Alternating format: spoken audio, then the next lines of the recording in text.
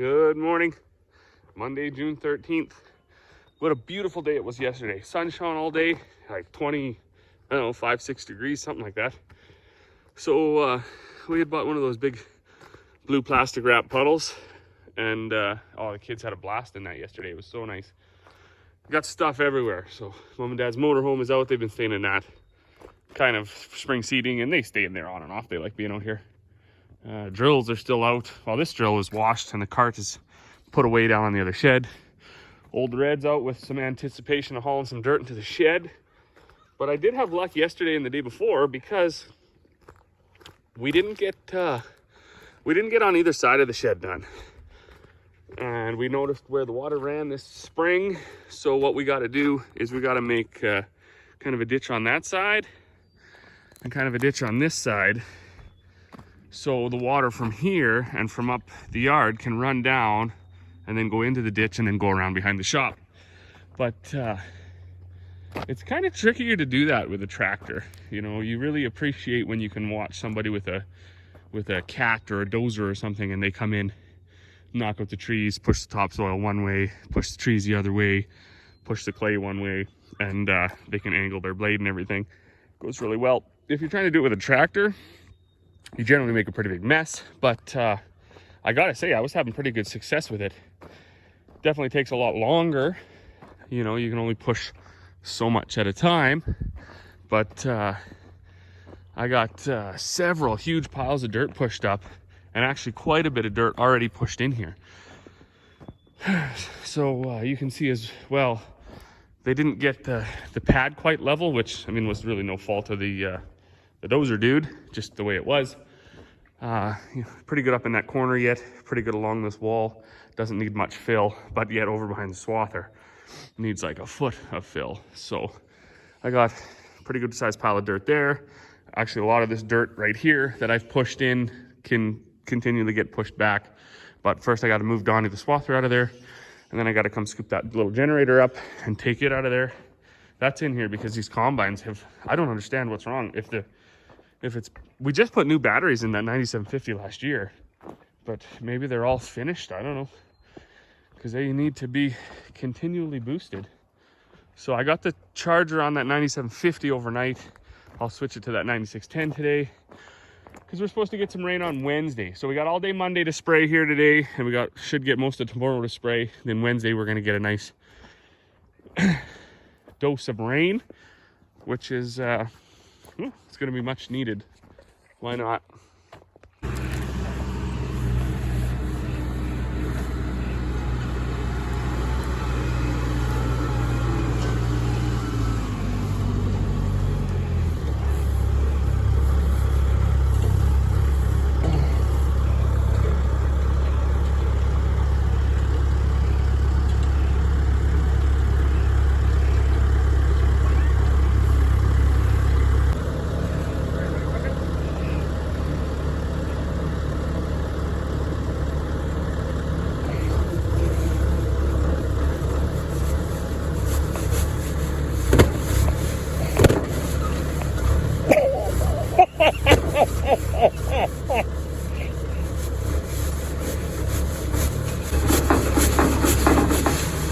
Whoa!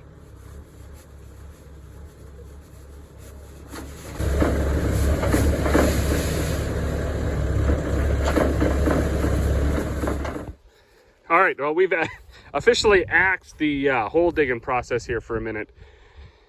We made some pretty good progress today with shovels and a little bit with the backhoe, but I have no idea where this line is. So this is a secondary line, runs from the trailer to the shop, and for the 75 bucks they charge you to rent a line locator, I just phoned and they got one there. So Corey's gonna run in and get it. I don't want to hit that line.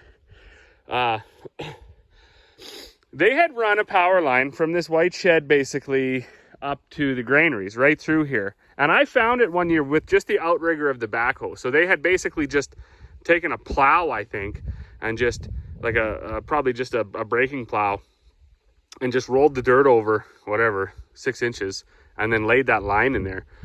And that's kind of how some of this stuff was done on this farm.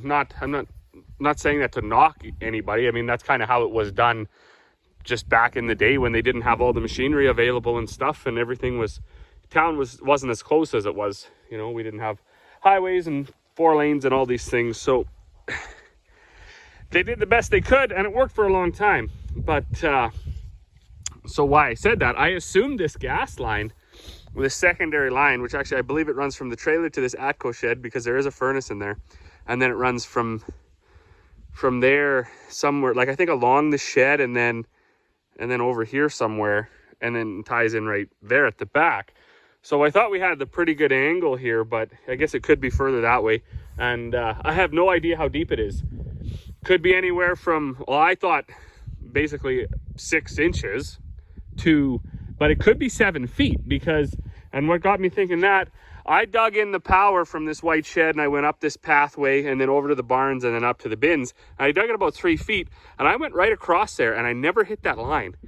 And so that kind of tells me it's got to be at least 3 feet deep, because that's how deep I dug those power lines in. And I guess that was just by the grace of God that I never hit that line. So then when I was realizing that hey, I never hit it, when we dug in the water line for our new well, this water lines around the farm are 7 feet deep. So they must have rented a machine to dig them down. And I'm assuming when they put the water in the shed or into the shop here, they probably put the gas line the same way. So it could be anywhere from basically 6 inches to 7 or 8 feet deep. And I just don't have the skill with running the backhoe to feather it away and find it, and I'm just not going down that route. So Corey's off to town to get the line locator. Well, good morning. It's Tuesday. And what have we been up to? Spraying. So yesterday I was over, I sprayed for the neighbor, about 300 acres. And then came back here, got my sprayer cleaned out, and switched over and started spraying some of my cereals, wheat and barley. Had to spray a little bit of Lontrell for some thistles on 1/4, and then had to switch over to this MCPA and Trondis. It's an axial knockoff, I guess. So we are expecting 3 days of rain coming up here starting tomorrow. So there's 2 or 3 more quarters I could spray that are ready. This year I was planning to wait a long time, like a lot longer than I normally do to spray, because I always spray too early. And then you get sprayed, you spend your $30 an acre. Things look like they're dying.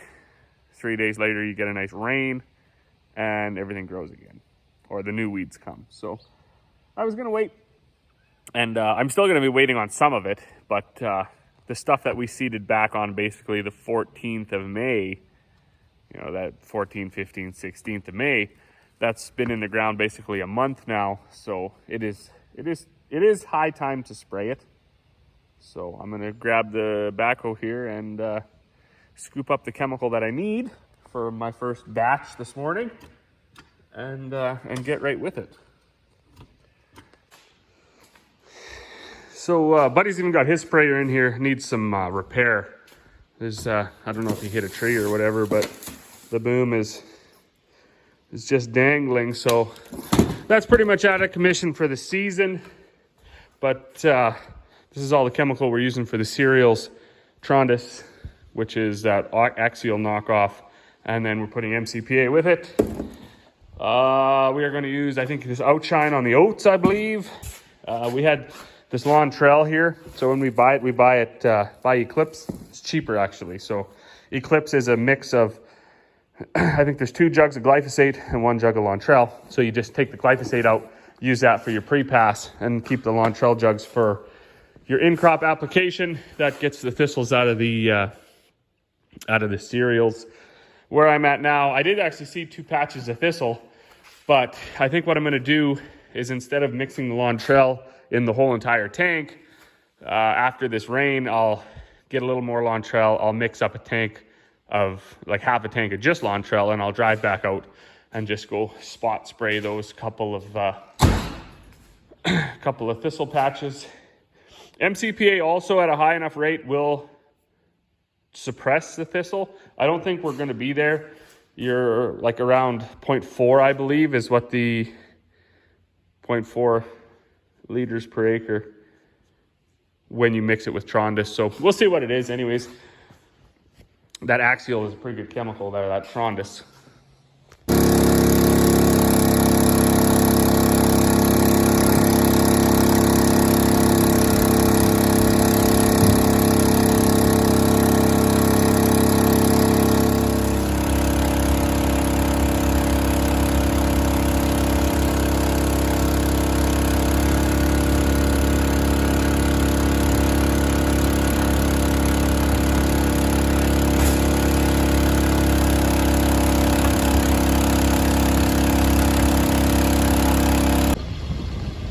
Well, wind's picking up a little bit. I got my first tank off, got another batch mixed up. Gonna do another piece that's kind of in the trees and no fields around it, so it doesn't really matter if the wind blows. But rafters going up on the house today, pretty cool. So kind of handy having that telehandler around, because now they can use it to put the rafters up too. Hopefully save a bit of bucks on crane rental or whatever. So life is good. All right, well, we got the first batch mixed up, 800 gallons, so we're gonna head off and spray. One thing I do gotta say, so I'm kind of partial to John Deere combines, but that's basically the extent of it. This is a pretty good sprayer too, but when you add in the fact that it is so extremely loud in the cab, which is like totally unnecessary, I'm sure they could have done better. It really takes away. So, I mean, it's got, I think this is about a 13 sprayer or something. It's got pretty decent technology. I can't imagine really what more you would want to actually get the job done. Of course, there's always going to be more they can add to for luxury, but I'm not really about that anymore. Some of the stuff we have, so we have nothing like 2020 and newer, but we got some 2013, 14, 16, 18 stuff, and they've gone too far at that point. So all you really want in ag stuff is for it to drive straight forward, straight back. I know there's a lot of guys that think that's unnecessary, but if you're doing lots of acres, if you're doing lots of things, if you're doing lots by yourself, it does eliminate operator fatigue. That's just undeniable. Once you get it all dialed in and set, you eliminate quite a bit of overlap, quite a bit of misses. If you can have sectional control like the sprayer does, when you're doing the smaller fields, smaller patches, you know, stuff like this in between this well and the road, you don't overspray. So there is cost savings there. Definitely something you got to wrap your head around and either believe it or not, sit down and do the numbers. But the newest stuff with all this late grade, you know, you can go in here and you can program how bright you want the lights, or if you want the cab lights purple or green or blue, or there's, you know, customizable settings for operators and stuff. I mean, on a farm like our size, where you're never really going to have a hired man, what the heck do you need 5 different operator settings for? That adds to the issue of maintenance and tech support. When that stuff fails, it generally takes the machine with it. So it'll start coding numbers, and you'll see engine fault codes and all this other stuff, and it'll be in relation to something that is not really specific to the task or not really important for the operation of the machine, and that just gets frustrating. So driving by this field now, those dark patches that you can see out there, I sprayed that yesterday, that's all thistle. All those dark patches. So they're kind of small up on the hill, but as you crest the hill and get down the other side, there's a lot of thistle, way too much thistle. Any thistle is too much. So that's the one that got the splash of Lontrell. I'm working here now, just kitty corner to it. That's going to get the dose of just Trondis and MCPA, because there was no thistle in it. There was this other big weed, I'm not sure what it is, hawksbeard or something, but I don't think that's actually that hard to kill. So hopefully we get that licked up here. This wheat was the first stuff I seeded. The stuff on the hill there was the third stuff, and then this barley right here was the second last quarter we seeded, so it's 2 weeks, about 9 days behind, and that's why it can wait. So I want to get, and you can really see the difference. So I mean, there's that barley 9 days behind that wheat. You can see, I mean, clearly see my tracks. That wheat was getting quite high, 5-leaf stage already. So high time to do it. And we're gonna work at the north end of this half right now and see how that goes.